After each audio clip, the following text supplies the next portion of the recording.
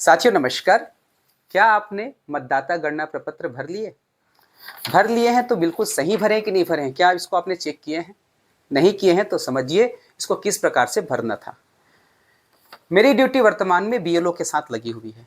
BLO अर्थात booth level officer, वही officer जो आपके घर में इस प्रकार से फॉर्म दे के गए हैं, जिसको आपने भर के भेजा भी है।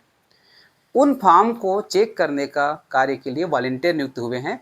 उसमें से एक वॉलंटियर मैं भी हूँ। मैं अपने बीएलओ की मदद कर रहा हूँ। तो फॉर्म को चेक करते समय हमने बहुत कुछ पाया कि इसमें जो जानकारी है कुछ आगे पीछे हो गई है। कहीं वो आगे पीछे आपने भी तो नहीं किया? आइए देखते हैं।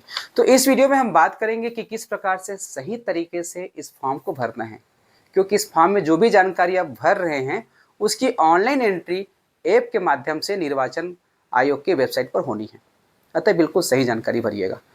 तो सबसे पहले निवेदन है, चूंकि ये जो है सभी के लिए महत्वपूर्ण वीडियो है और आप इसको शेयर कर दीजिए ताकि वो गलत जानकारी ना भरे, सही जानकारी भर के अपने बीएलओ के पास जमा करें। क्योंकि समय बहुत कम है, 4 दिसंबर तक का समय दिया है, काम ज़्यादा है, इसमें आप सभी की हेल्प की ज़रूरत है। इस वीडियो को आप शेयर कर दीजिएगा। वैसे इस वीडियो को आप देख रहे हैं आपके अपने चैनल उज्ज्वल लक्ष्य 2.0 में, जिसमें इसी प्रकार के इन्फॉर्मेशन वीडियो आते हैं। तो चलिए शुरू करते हैं इसको किस प्रकार से भरना है। ठीक है, तो देखिए जो गणना प्रपत्र है इस प्रकार से रहेंगे और यह प्रत्येक मतदाता के लिए अलग अलग फॉर्म होते हैं। अलग अलग फॉर्म अर्थात यहाँ पर देखेंगे निर्वाचक का नाम लिखा हुआ है। जिनका नाम लिखा रहेगा यह फॉर्म उसी के लिए उपयोग होगा, इसका उपयोग कोई अन्य नहीं कर सकता। यहाँ पर जो इस फॉर्म के 3 सेक्शन आपको मिलेंगे, सेक्शन 1, सेक्शन 2, सेक्शन 3। इसमें से केवल कोई 2 सेक्शन को भरना है, एक सेक्शन छूट जाएगा। ठीक है, तीनों को भरने की आवश्यकता नहीं है। तो आइए देखते हैं क्रम से किस प्रकार से भरा जाए। ध्यान से सुनिएगा। यहाँ पर जो क्यूआर कोड है ये बीएलओ के लिए है। इसमें आपका ये डिटेल उनको मिल जाता है। और यहाँ पर जो फ़ोटो है, इस फ़ोटो के बदले आपको आज के समय का नया फ़ोटो चिपकाना है मतदाता का। यदि आप अपना फॉर्म भर रहे हैं तो अपना फ़ोटो यहाँ पर चिपकाएंगे। ठीक है, यदि आप अपने परिवार के सदस्य का फॉर्म भर रहे हैं तो उनका चिपकाएंगे। ठीक है, अर्थात जिस मतदाता का है वहाँ पर नया फ़ोटो चिपक जाएगा। उसके पश्चात देखेंगे ये जन्म तिथि जो दिया गया है, यहाँ पर जो मतदाता है उन्हीं का जन्म तिथि, इसका फॉर्मेट हो जाएगा 2 अक्षर दिन के लिए अर्थात तारीख के लिए। जैसे किसी का 4 तारीख है तो 04 हो जाएगा। दिनांक हो गया, माह के लिए भी 2 अक्षर, जैसे यहाँ पर आपका ये मार्च है और यहाँ पर 1970 75 जो भी है इस प्रकार से लिखेंगे। ठीक है, अब उसके पश्चात यहाँ पर जो दिया गया है आधार नंबर दिया गया है। तो आधार नंबर में लिखा हुआ है वैकल्पिक। वैकल्पिक अर्थात आप चाहे तो दे सकते हैं, नहीं चाहे तो छोड़ सकते हैं। किसका आधार नंबर रहेगा? ये जो मतदाता है इसी का यहाँ पर आधार नंबर यहाँ पे लिखना है। उसके बाद है मोबाइल नंबर। तो आपको घर का एक मोबाइल नंबर देना है। जरूरी नहीं है कि उसी मतदाता का हो, अर्थात घर के परिवार के सदस्य का होना चाहिए। यदि सबका अलग अलग मोबाइल नंबर है तो सबका दे दीजिए, क्योंकि उससे लिंक हो जाएगा। और यदि मोबाइल नंबर सबके पास नहीं है, केवल 1 या 2 मोबाइल नंबर है, तो आप किसी एक का दे सकते हैं। ठीक है, बशर्ते मोबाइल जो है वर्तमान में संचालित होने चाहिए। और आपको बताऊं, आपके पास कोई ओटीपी नहीं आएगा। आप किसी भी प्रकार के झांसे में बताइएगा, बीएलओ के द्वारा जब एंट्री किया जाएगा तो किसी भी प्रकार की ओटीपी आपके पास नहीं आने वाली है। ये केवल वहाँ पर एंट्री होगा। ठीक है, तो जो फ्रॉड हो रहा है उससे भी आज बचेंगे। ठीक है, धोखा में मत रहिएगा कि हम जो है दिए हैं जानकारी तो हमारे पास ओटीपी आएगा। कई लोग आपको फ़ोन भी कर सकते हैं जो है फ्रॉड करते हैं, तो यहाँ से आपको बचना भी है। इसके पश्चात यहाँ दिया गया पिता या अभिभावक का नाम। तो ये जो मतदाता है इन्हीं के पिता का यहाँ लिखना है। ठीक है, अब ये मत सोचिएगा कि ये जो महिला मतदाता है मान लो, तो महिला मतदाता का पति का आएगा, ऐसी बात नहीं है। चाहे मतदाता चाहे महिला हो चाहे पुरुष हो, हर स्थिति में यहाँ पर उनके पिता का ही नाम आना है। पिता का नाम आप हिंदी में लिख दीजिए। जैसे नाम अगर रमेश है तो रमेश लिखिए, और कोशिश करें कि इसका नाम आप अंग्रेजी में भी लिख दीजिए, क्योंकि ऐप में जो एंट्री होगा वो अंग्रेजी में होगा, है ना। और किसी प्रकार की स्पेलिंग मिस्टेक ना हो, इसलिए आप चाहे तो अंग्रेजी में दे सकते हैं। ठीक है, बिल्कुल दे दीजिएगा। उसके पश्चात यहाँ पर देखेंगे लिखा हुआ है पिता या अभिभावक का एपिक नंबर। तो यहाँ पर ये जो नाम लिखा है इनका अगर एपिक नंबर यदि आपके पास है तो एपिक नंबर को लिखेंगे, नहीं है तो इस प्रकार से डैश लिख देंगे, चल जाएगा। उसके पश्चात माता का नाम लिखना है। तो ये जो मतदाता है इन्हीं के माता का नाम यहाँ पे लिखना है। ठीक है, जो जैसे कि मान लीजिए नाम मीना है तो आप लिख दीजिए मीना, और अगर इसका नाम अंग्रेजी में लिख देते हैं तो बहुत अच्छी बात है, ताकि कोई मिस्टेक ना हो। जैसे देखो यहाँ पर बिना में एम डबल ई लिखे हो सकता है एम आई लिख दें, तो बाद में आपको दिक्कत होगा, इसलिए आप जो है अंग्रेजी में भी लिख दीजिएगा। उसके पश्चात माता का नाम का इपिक नंबर यदि है तो लिखेंगे, नहीं तो छोड़ देंगे, ठीक है। उसके पश्चात पति या पत्नी का नाम दिया गया है, तो किसके लिए है? जिनका विवाह हो चुका है। अगर ये पुरुष है तो यहाँ पर उनकी पत्नी का नाम होगा, यदि ये महिला है तो यहाँ पर उनके पति का नाम होगा, ठीक है। तो इस प्रकार से पति या पत्नी का नाम लिखना है, ठीक। जैसे कि मान लीजिए इनके पत्नी का नाम ABC जो भी है उस यहाँ पे लिखेंगे, ठीक। अब यहाँ पर पत्नी का जो इपिक नंबर है उसको लिखना है। तो ये जो पहला सेक्शन है सभी मतदाता का भराया जाएगा, चाहे मतदाता नए हो चाहे किसी भी उम्र के हो, सबका यहाँ पर भराना है। हर राज्य के लिए यही नियम है, ठीक है।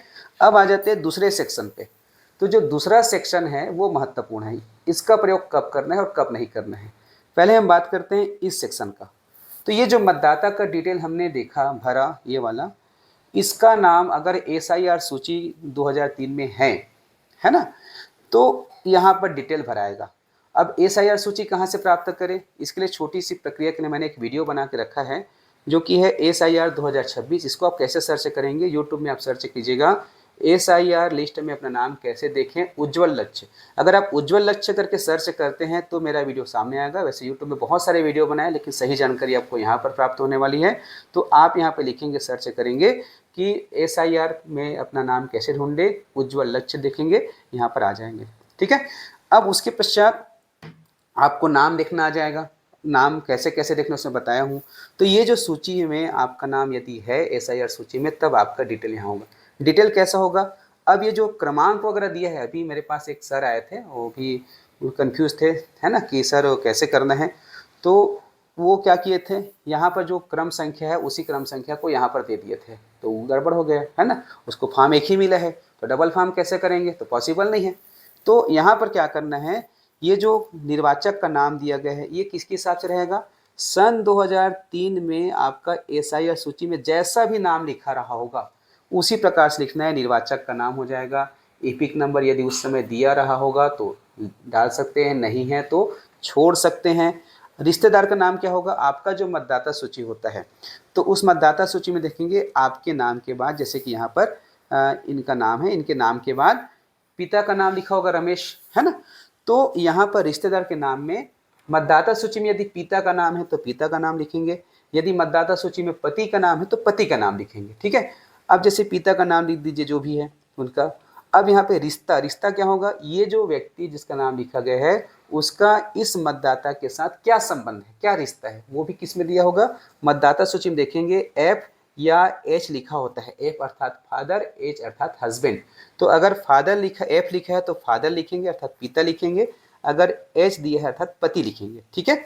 उसके पश्चात जिला, तो जिला क्या होगा, अभी जैसे हम लोग रायपुर जिला में रहते हैं और रायपुर जिला 2003 में बड़ा था, उसके बाद में उसमें से बलौदाबाजार, गरियाबंद अलग हुए।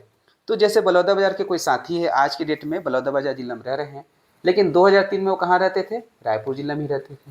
तो ये जो जिला है उस मतदाता सूची के अनुसार से होगा जो 2003 में दिखा रहा है। 2003 में जो मतदाता सूची में नाम था उसी अनुसार से यहाँ पे जिला होगा, उसी अनुसार से राज्य होगा। अब विधानसभा का क्षेत्र, जैसे अभी हम 47 धरसीवा में है, उस समय हम लोग आरंग में थे, तो यहाँ पर अगर मतदाता सूची 2003 में आरंग विधानसभा था तो यहाँ पर विधानसभा आरंग आएगा। टोटल डिटेल यहाँ पर 2003 के आधार पर होना है। उसके पश्चात निर्वाचक में क्रम संख्या, तो जो निर्वाचक नामावली होते हैं मतदाता सूची उसमें उसका क्रमांक होता है, जैसे आरंग का 44 है, यहाँ जैसे आरंग हो गया, है ना। उसके बाद भाग संख्या होता है, उसी सूची में मिल जाएगा भाग संख्या, उसको लिखना है। क्रम संख्या होता है, उसी सूची में जो इनका जो सरल क्रमांक है उसको लिखेंगे यहाँ पर। अर्थात ये जो मतदाता क्रमांक है और ये जो मतदाता क्रम है एक ही नहीं होंगे, अलग अलग होंगे। ये वर्तमान की स्थिति है और ये जो है 2003 की स्थिति है। तो ये इस प्रकार से उस मतदाता का भराया गया जिनका SIR सूची में नाम है। यहाँ पर जो है इस व्यक्ति का SIR सूची में नाम हो गया। अब इसको इनको भरने की जरूरत नहीं है, 2 सेक्शन बस भराएगा इनका।